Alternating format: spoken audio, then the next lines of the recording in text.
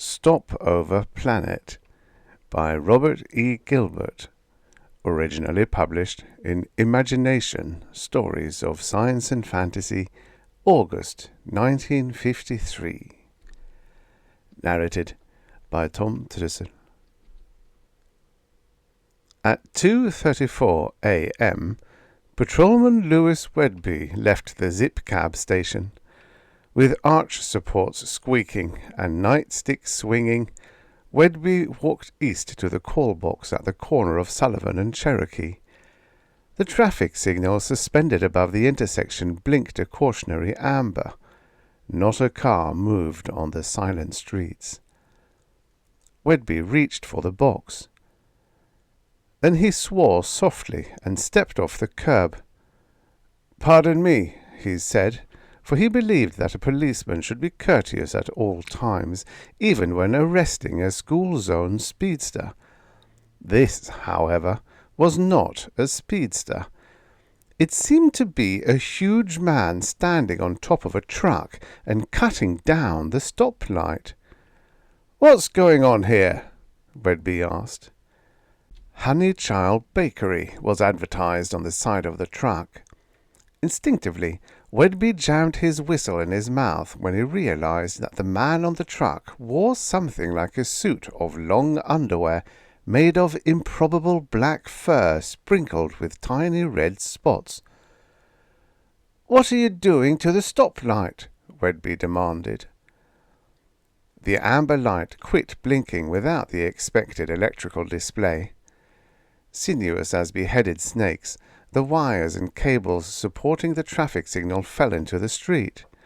The unusual man pocketed his cutting tool, a long thin tube, and lowered the stoplight to the truck.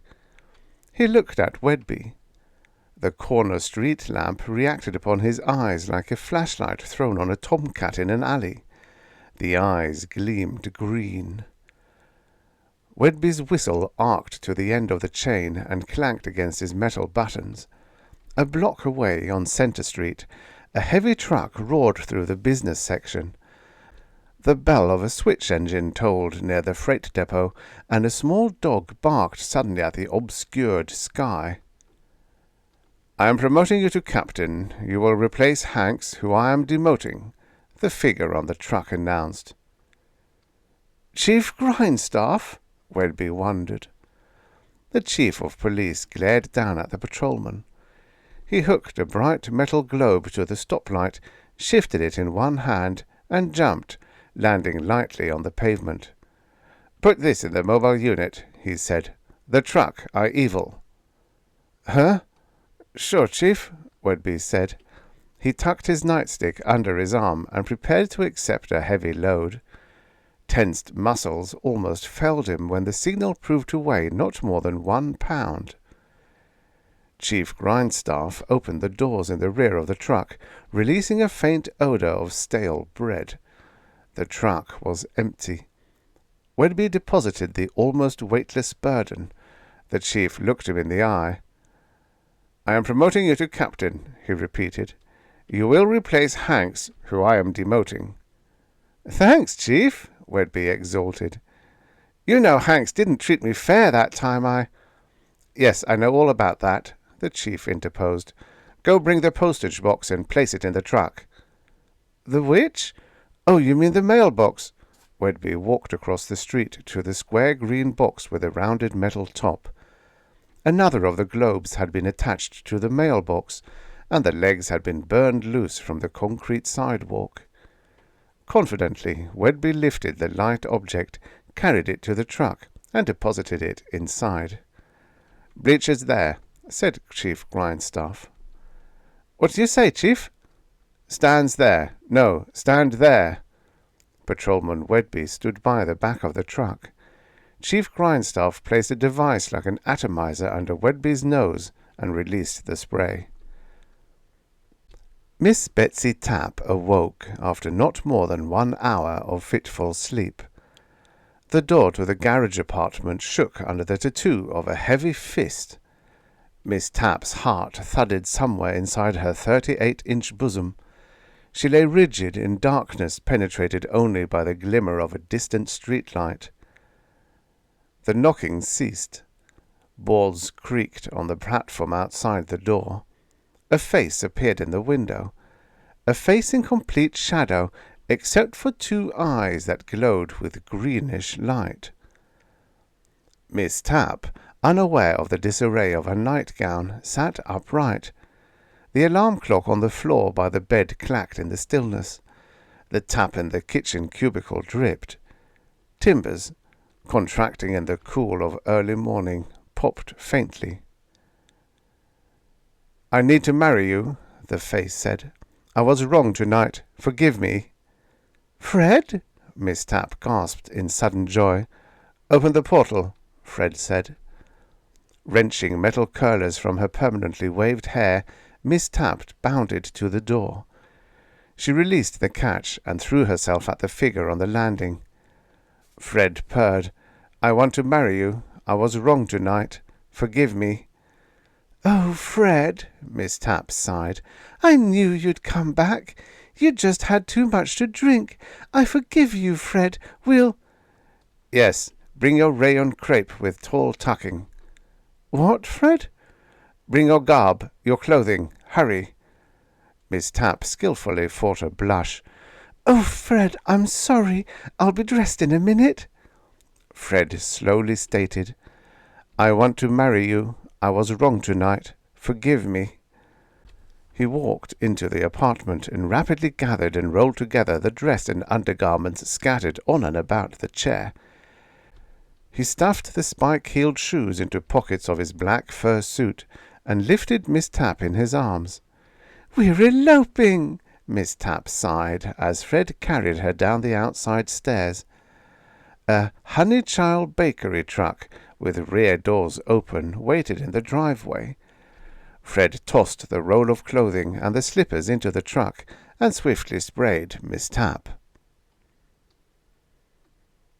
An unearthly glow permeated the bedroom and cast the black shadows of heavy furniture against the faded papered walls. Within the glow, 2 dots of green flickered. The Reverend Ernest Shackelford dropped on creaking knees and bowed his grizzled head. A voice said, "Well done, good and faithful servant. Arise and follow me." "Lord," said Reverend Shackelford, "I have served thee faithfully all the days of my life. Remember me when thou comest into thy kingdom. Remember also—" "Yes, well done, good and faithful servant. Arise and follow me." Shackelford stood on tottering old legs. His nightshirt hung below his knees. Horrified shock blanched his lined face. "Blasphemer!" he cried. "False prophet! Get thee behind me, Satan!" The glow danced and faded. A towering black shape pointed a bent rod. The rod hissed. The Reverend Shackelford staggered against a small table, dragging it with him to the floor. He lay still, with one gnarled old hand on a large golden-edged book that had fallen from the table. "You're fired," the man in the dream said over and over. Calvin C. Keir rolled off the half-bed, struck the floor, and awoke. "First time I've fallen out of bed in years," he groaned. His shaking hand fumbled with the switch and succeeded in turning on the lamp. Mrs. Calvin C. Keir sprawled on her back in the other bed and snored. "You and your $15,000 house," Keir muttered. He combed his thinning hair with his fingers. "You and your sterling silver. You and your chosen pattern. Your service for 8. How far do you think $54 a week will go with 12-gauge shells, 3 1/4 a box?" Green eyes glittered beside the frilly dressing table. The man standing there said, "I'm not igniting you. I'm giving you a bonus for your fine work. Enough currency to pay the loan on this house. You'll be making $200 per week. This fall, I'll take you hunting at my place in the country." "Boss," Keir mumbled. "I mean, Mr. Diamond?" "Put on your clothing," the boss said. I'll show you your new office. You may have a secretary also. I'm not firing you. I'm giving you a bonus." Keir sat gasping on the floor. "That's great, boss," he exclaimed. "I thought I did an extra special job on the plastics mill design. It'll mean a lot to the company. "Yes, dress quickly." Keir threw off his pyjamas and started stuffing arms and legs into his clothes. Mrs. Keir opened her eyes and squeaked like a dying rabbit. The bent rod in the boss's hand hissed, and Mrs. Keir stopped squeaking. With tie flapping, shirt unbuttoned, shoes unlaced, Keir followed the boss through the living room and down the flagstone walk through the street. The boss opened the doors of the Honeychile Bakery truck and said, "In here." Mrs. Jane Huppridge dropped her mop. Her varicose legs trotted across the wet lobby of the Jordan building, and her flabby fat arms reached for the tall man with bright eyes who stood near the elevators. "It's me, mum," the man cried. "Matt!" Mrs. Huppridge cried. "Matt, baby!" "I got a full pardon, mum," Matt said, stroking her tangled white hair. "Right from the ruling state official. You won't have to scrub floors any more. I'm going straight, mum. I'm a good mechanic now. They learned me a lot in the enclosure. Come on, I got a used truck outside. I bought cheap." Mrs. Huppridge and son walked through the oddly twisted doors of the Jordan building and into the grey twilight that awaited dawn. The Honeychile Bakery truck waited too. Gary Abston pedalled his bicycle against the flow of cars carrying day-shift workers through the half-light. He whirled into Walnut Street, twisted a fresh copy of the Morning Herald into a fiendishly clever knot, and hurled it in the general direction of a front porch that flashed past on his right. Never slowing, Gary threw the next paper entirely across the street.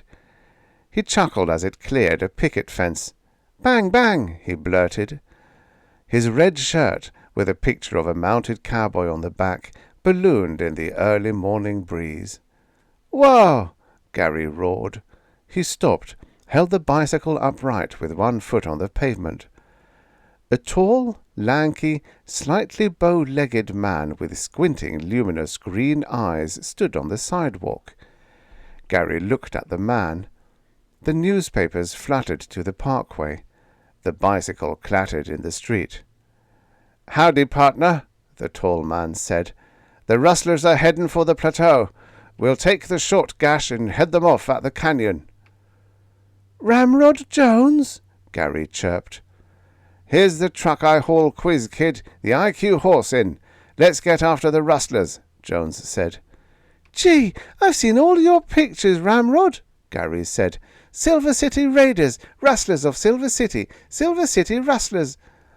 The great cowboy lifted the newsboy into the Honeychile truck. Pink and rose clouds drifted through a brightening sky as the Honeychile Bakery truck careened along a narrow road badly in need of rock and grading. From the road, the truck rattled into a rutted track through dewy woods and skidded swaying to a stop at the side of a long, low, grassy hill. The tall creature dressed in black, red-spotted fur stepped from the cab. An opening appeared in the hillside. 4 machines, dull metal eggs balancing on single tractor treads, rolled silently through the opening. Jointed steel arms darted from recesses in the eggs. One machine opened the truck doors. The creature walked up a ramp inside the hill and entered a shimmering metallic compartment. "Greetings, Eo. I have returned." Eo, who wore a suit of white fur, hummed. "None too soon, Tsar. We miscalculated dawn. What success?" "An excellent group," Tsar said. He stretched and reclined on a transparent slab. "The servants are unloading the vehicle. I captured a young male, a mature male, an aged male, some sort of official or guardian male, a mature female, and an aged female." "Let's view them," Eo said. You can rest after we're away." The tall creatures entered a second compartment furnished with a large table upon which the silent machines deposited inanimate bodies. "Extraordinary," said Eo, staring at Miss Betsy Taft. "These things have reached a peak of mammalian development." "Her correct garments are in this bundle," Tsar explained. "The servants are bringing the properties now. I secured a signaling device and a box used an extremely primitive system of communication. Also, I brought the quaint muscle-powered vehicle ridden by the young male.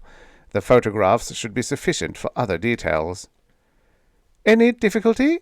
Eo asked as the machines dumped Patrolman Wedby on the table. "The language was the greatest obstacle," Tsar said. "The same word has many different meanings, or many different words have the same meaning. Rather crude." "Did you use bait or force?" "Bait," Tsar said. "It's much simpler. This is a completely selfish, egocentric breed.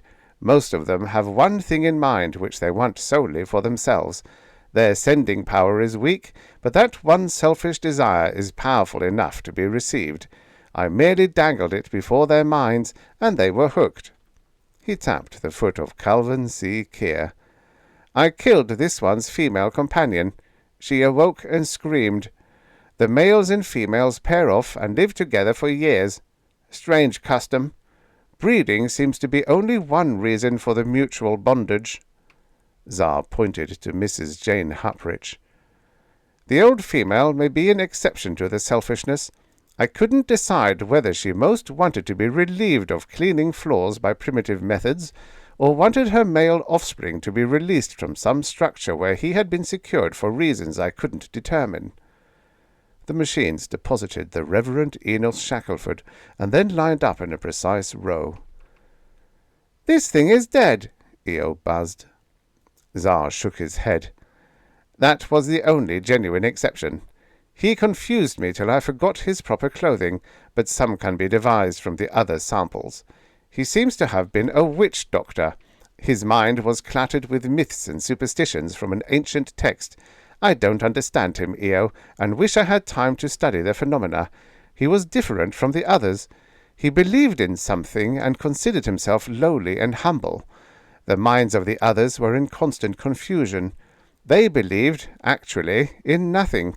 Somehow, he saw me, Eo. I was forced to kill him." "No harm done," Eo decided. He faced the machines and said, "Destroy the vehicle, draw in the camouflage net, prepare for takeoff." The machines rolled from the compartment, and the two creatures followed. "Seal it," Eo said. "I'll plasticize them when we're in space. Fine work, Tsar. I can see the plaque now. Mounted by Eo, collected by Tsar. Typical street corner on planet Earth, star Sol. The directors will surely give the group a prominent place in the Galactic Museum of Natural History." "Yes," Tsar agreed, glancing back at the Reverend Enos Shackelford. "This planet was a fortunate stopover."